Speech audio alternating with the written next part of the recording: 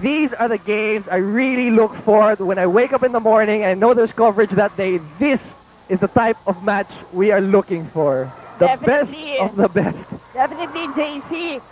Ano ba to? Preliminary ba to sa magiging finals uli for this coming season? O hindi, pwedeng oo. Pero alam naman natin, from the first conference to the second conference of last year, itong dalawang to lang palagi ang nakikita natin sa finals. Well, wherever they are in the standings, we can always expect an exciting match between LaSalle and UST. We have more than the usual crowd in attendance, of course, to see the likes of Juan Botor Carpio, who is now donning the UST jersey. This will be her first season. Coach Ramil De Jesus has one championship belt under his name. Coach August Santamaria has the other championship trophy under his name. So each of these teams with a championship in the Shakey's V-League, and boy, do they deserve it. These are two of the best college teams in the country. Here we go. Point number one of set number one, and Rox Pimentel wastes no time at all getting to work. And can you hear the crowd? First point pa lang. They're really into it. Oh boy, this is just one of many plays you will see from Roxy Pimentel. Side to Carolino, and off the blockers, Carolino scores. And one thing nice about LaSalle UST matches, umpisa pa lang, patayan na kaagad. Parang gera, walang stop. You know, the other Walang team, ceasefire. no, not to take anything away from the other teams, but sometimes those matches, medyo mabagal sila mag-start, the players are still cold off the bench, but when LaSalle and UST meet each other, for some reason, boom, puto ka na kaagad from the get-go. And it's thanks to plays like that by Michelle Carolino. Watch, she saw it. To Carolina, does she love to set her up? Again, off the blockers of UST, it seems that Michelle is going to that idea. Okay, let's watch the LaSalle attack. Saw it to Maureen Penetrante. Oh, she touched the net. Yan ang mga rari na makikita mo sa game na to na marami at madalas. You can expect that when LaSalle plays UST. Carolino, sa kanyang gigil, napalakas ang tira and goes way out, and the fans say, go, UST. And imagine, our score is only DLSU with 6 and UST with 5. The game has just begun, folks. Malayo pa to. Side, sets up Legaspi. Oh, great stuff. Good defense by UST, keeping the ball alive, and Legaspi goes wide. UST is making LaSalle commit their own errors. That's how they're scoring the points. Alam mo, tama ka dun sa sinasabi. Who's enjoying at the Rizal Coliseum? The fans are enjoying for free.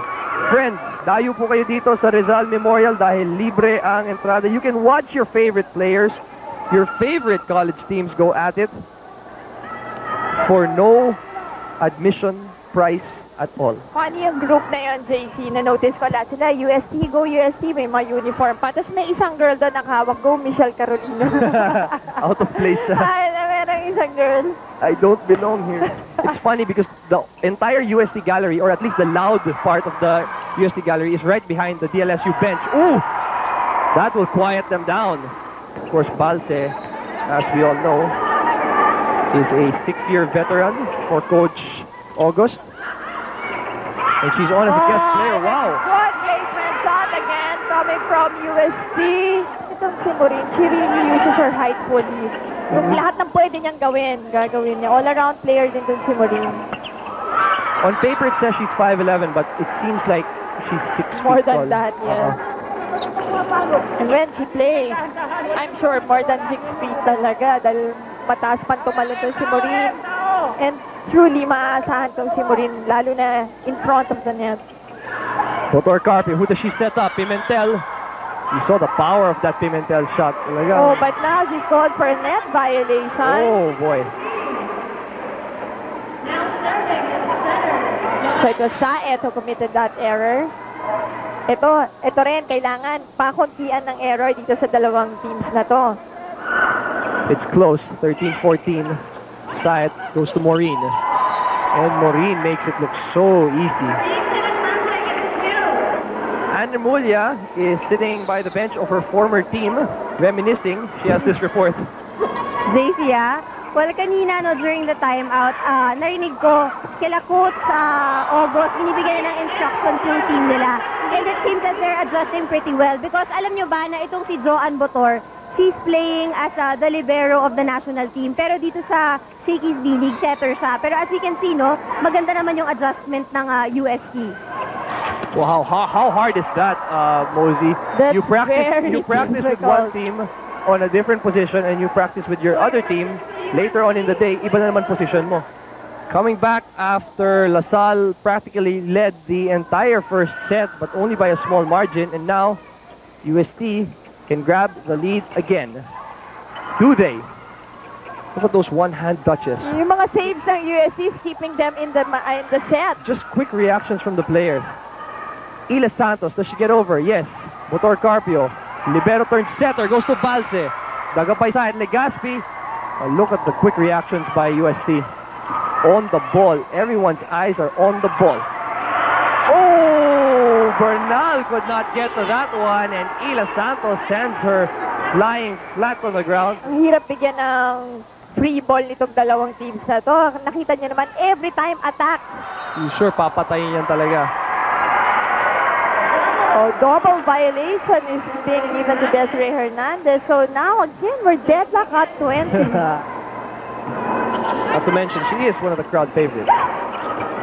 Another crowd favorite is Roxy Pimentel, but she was stopped there. And Santos again! And again, Manila Santos delivers for LaSalle. Ila Santos.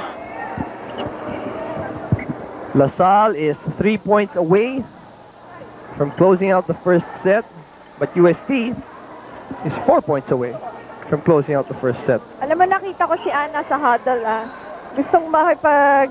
Nakiki-fight siya doon. Oo, namimiss talaga, nagre-reminisce. Let's get that jersey out of her bag and make her play. Chisayt. Ooh, penetrante!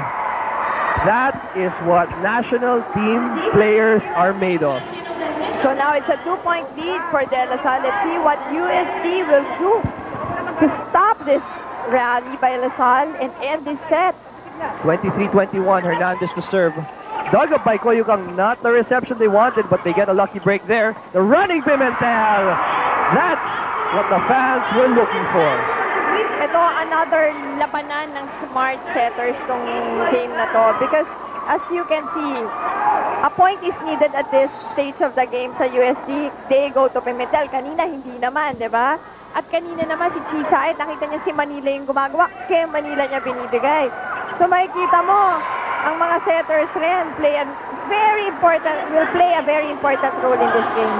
That time, Chisayt setting it to Penetrante with a smart play, scoring off the blockers, just tipped it, and now we are at set point for DLSU. Mind you, DLSU has not yet lost a set this entire season. Just some trivia for you guys to digest. Sayt sets up Morin. Oh! And the record continues. DLSU still unbeaten, literally, this season. Not a game lost, not a set lost. And it's because of plays like that. Veteran moves by Carolino and Penetrante, and Chisayt as well. This is our shaky shake and play. Watch Chi with the back set to Michelle. Wham! Kills it. LaSalle 1, UST 0. We'll be back after the short commercial. The Ateneo players are enjoying the action. After their win earlier today, they are here to stay on to watch the UST LaSalle match, just like many of the fans that have arrived dito sa ating Rizal Coliseum. At talaga naman pag LaSalle versus UST, dumadami, tumitriple Imagine mo ang naman mga yun. attendance. Naglaro na kanina yung team na yun, and yet, they stayed to watch this game. Ganyan po ka-exciting ang mga games dito sa Shakey's B-League. That's why we continuously invite you to come over and watch the games live and for free. And who wouldn't want to see points like that live? Mary Jean Balse starting the second set the way Rox Pimentel started the first set. Instantly killing the ball for UST and getting the first point. But can UST keep doing that to give LaSalle their first loss of a set this season? Bernal, she's stopped by the blockers. Carpio to Balse. She side, she will go to Carolino and check ball. Yes, they get what they were asking for. 1-all. The score is deadlocked. Like many times it will be in this set. Pwede mo na bilangin yung mga deadlock mo, Oo partner. nga. Okay. 1-all is the count. Koyukang. Poor reception from Kate Koyukang. Makikita mo, itong si Penetrante had a 60% attack success rate as against the 28% only of Roxy. Wow. Roxanne Pimentel. Napakalaking discrepancy niyan. Yeah, yes, and ito pa ha, ang errors ng UST was 11 in that set. Ang laki nun for, a high caliber team like UST. 11 errors. So kung imagine mo, 11 points yun eh.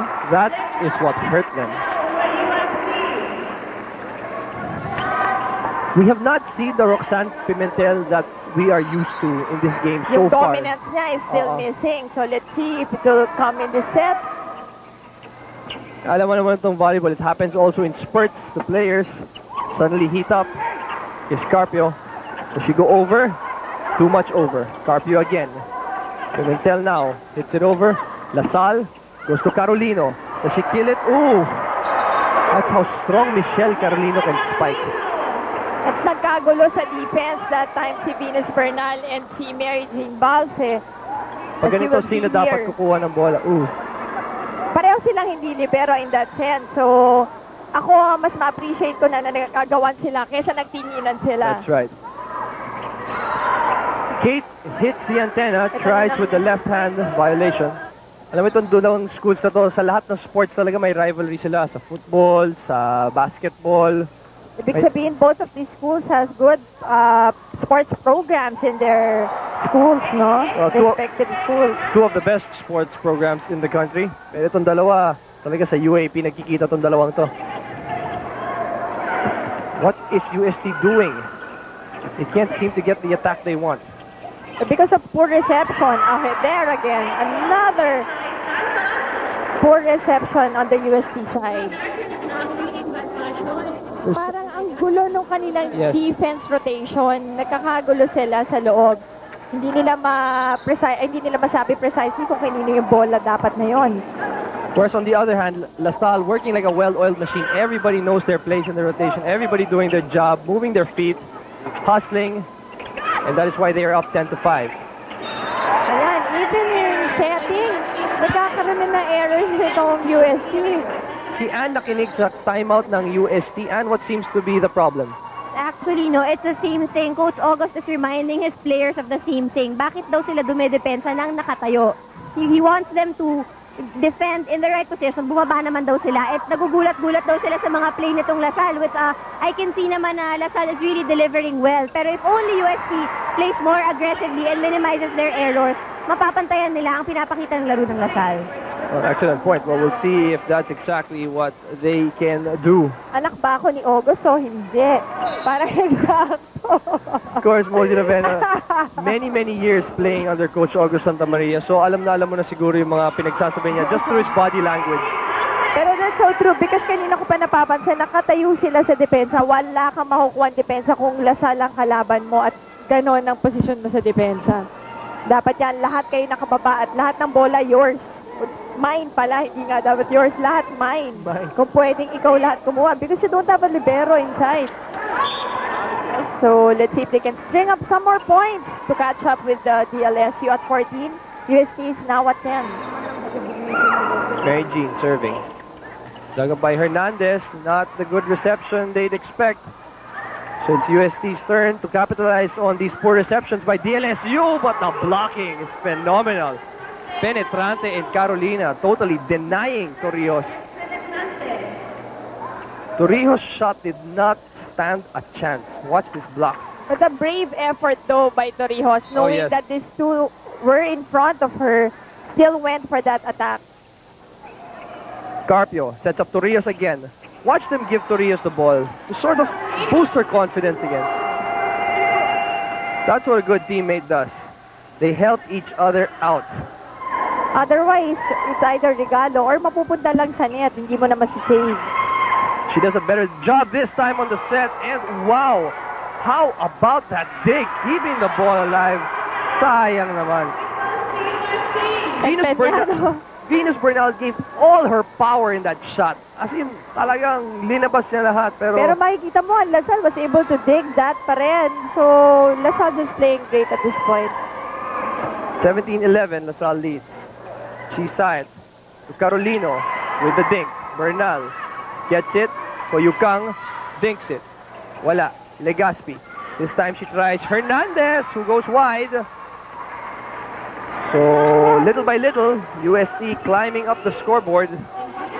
Alam mo, itong UST also, no, yung mga decisions nila in their blocking. Kasi kanina since time and again, nakikita natin, out na sana, natatouch lang nilang pa konti-konti yung bola eh. So, yung decisions nila dun sa blocking will be integral in this game. Well, how about their decision to block that time? Roxy Pimentel and Koyukang teaming up on the double block. At ang ganda naman ng stuff na to. Watch the UST defense. Wow! Attack yung pagkakabalik. Oo. 17-13, LaSalle's lead is only down to 4. UST still very much in this game. We're seeing better coverage now from UST. And there's Koyukang. Good reaction by Hernandez to keep the ball alive. Carolino! Michelle Carolino just drilling that one in. Unfazed. You know, Carolino got stuffed on the earlier play, but watch right here. Talagang the killer instinct of Michelle Carolino.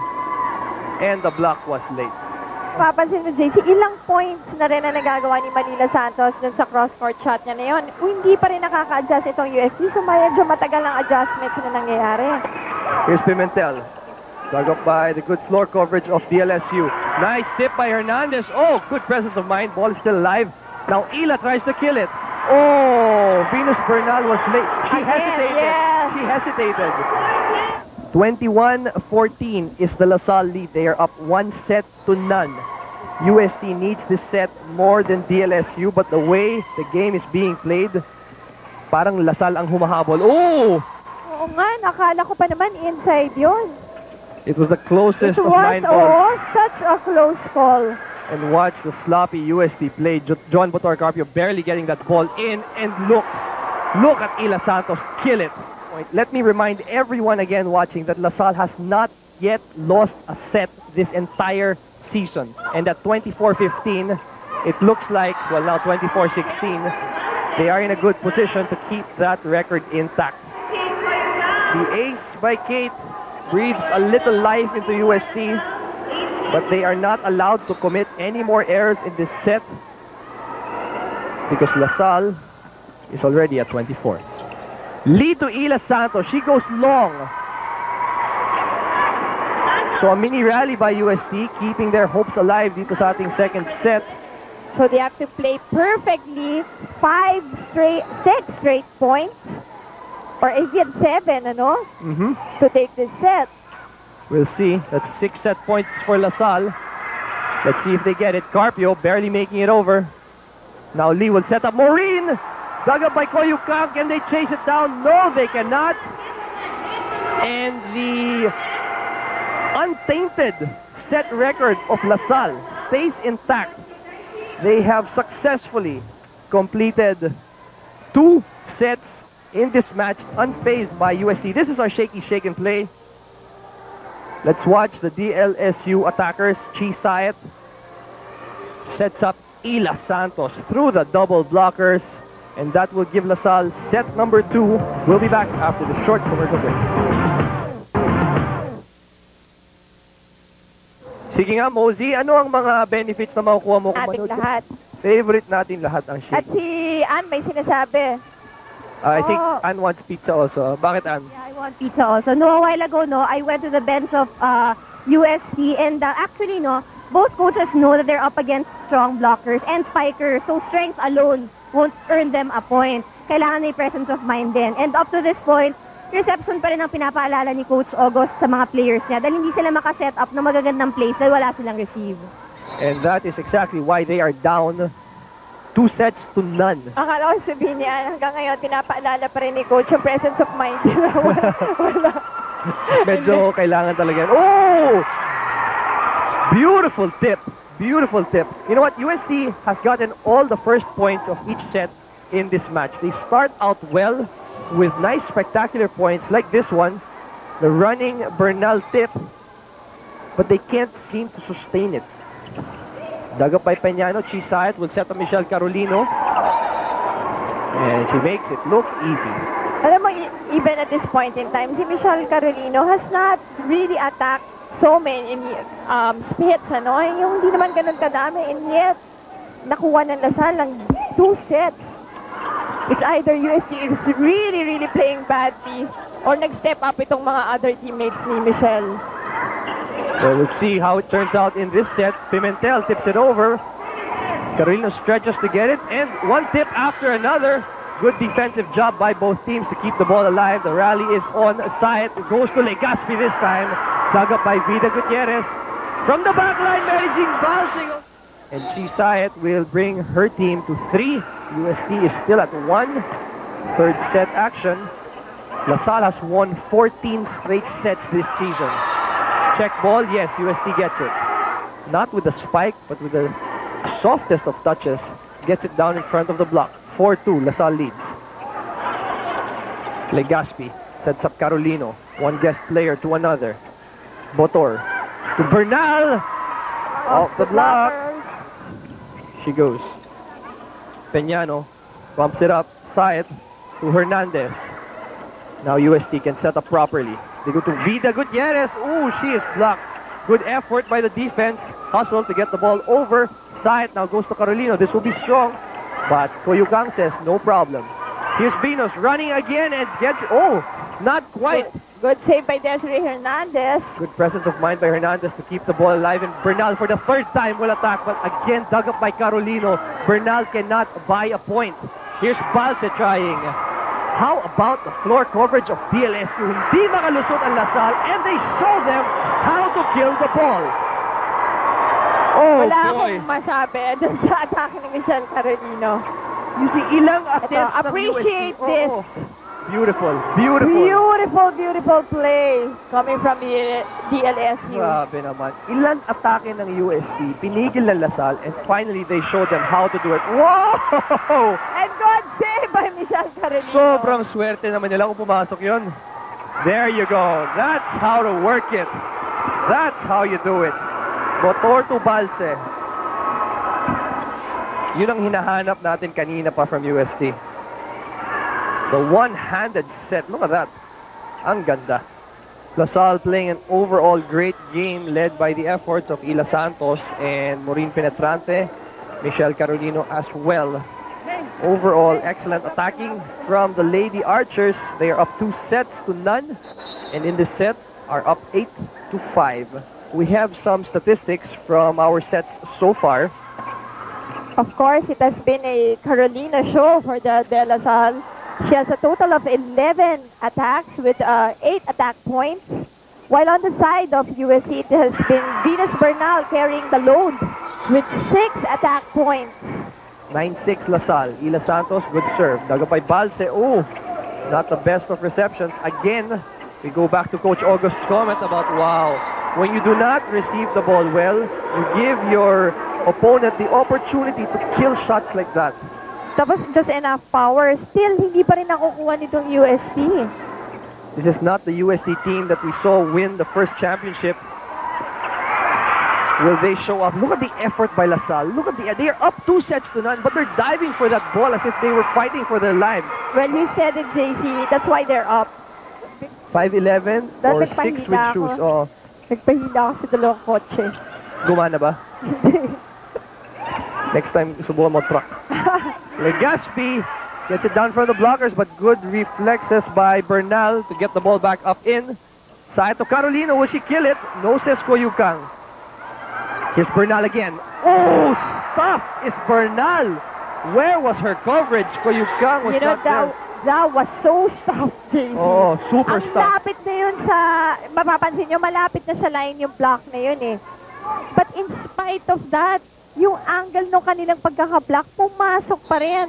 Wow, Maureen Penetrante did not win best blocker all those years in the UAP for nothing.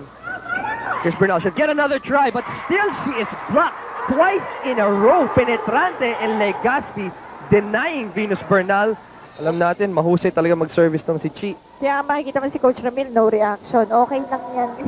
Bihira Just a lang point. naman. Yes. Bihira lang naman mangyari. Penetrante. Dug up by Balse. Pimentel gets it over. Nice by Pimentel rather. Quick thinking. Saw where the defense was. Put the ball in the right place. So still, we have to hear more from Pimentel. She is the offensive leader of this team, as proven in the past. Bernal, Overset. regalo. By Regalo kay Bernal. She says thank you. And UST now at 11. So pwede pa. Pwede pa. Oh, yes. Very possible. 17-11 is the count. LaSalle will attack courtesy of Legaspi. At the net, who wins? Oh, 2 touches. But good effort though by Con Legaspi. Makikita mo rin yung focus niya because she was still trying to get that ball in play. Kahit anong part na ng body niya eh. Of course, like we said time and again, any part of your body will work. But that time, all Carolina needed was her wrist. Pangalawang beses na niya i-deny si Bernal. And here's Balse. Will she be denied? Wow, Carolino picks that up. Ila Santos. It's outside. Venus Bernal will serve. They are down by 4, 16-20. Carolino pops it up. Legaspi, the bump set to Ila Santos. She gets it over. Pimentel is there waiting. Here's Balse with a quicker. Ila Santos digs it up. Saed, quick to the set. Butor Carpio to Balse. Balse! They have been missing that hit from Balse since the first set. And finally, Mary Jean Balse, the former MVP, shows up and does what she is supposed to do for her team, and that is to lead and kill. UST only down by 3. So UST with a good run here in the middle of the third set. They are down 2 sets to none. She side goes to the left side to Legaspi. She's blocked. Side to Legaspi again. Oh, great move by Legaspi to confuse the defense. Here's side. Who does she go to this time? Back set to Legaspi. I hate to say this term, and I hope you don't take offense because I know you're from UST also, but parang pinaglalaroan ng offense ng Lasal ang defense ng UST. Almost. Ooh! Well, that time, kung narinig ako ni John Butor Carpio. Yan ang sinasabi natin, ano, kahit naman sa ang team, nangyayari to, na really, reception muna. Ang defense talaga, yan, it's very important in volleyball because yung reception mo starts everything. Yes. And that's what LaSalle has been doing so well. Look at Chi's side. Like here, see? Her options are limitless. Now she goes to Ila. Oh, Koyukang. It's just the reception of UST killing them. We are at match point. LaSalle has won 14 sets in a row this season. They want to win their 15th set in a row and get win number 5. Will they do it on this point? Penetrante says, oh, it's out. Whew. Everybody holding their breath on that point. So now UST is at 20 and LaSalle is at 24. Let's see. You know, this is not yet over. That's only 4 points. UST can still tie this up. Koyukang. Dug up by LaSalle. They go to their sure player, Michelle Carolino, and so fittingly, she ends it for the Lady Archers. So it is official. 15 straight sets for DLSU. They are 5-0 and undefeated in every way you look at it.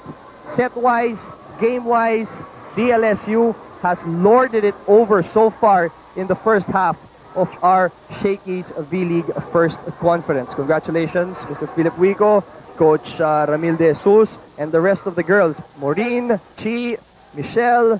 They just played a great game. Super game. Super game. And they this dominated UST.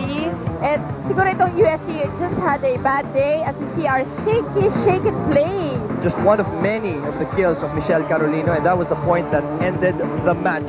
We'll be back to wrap things up. Please stay with us.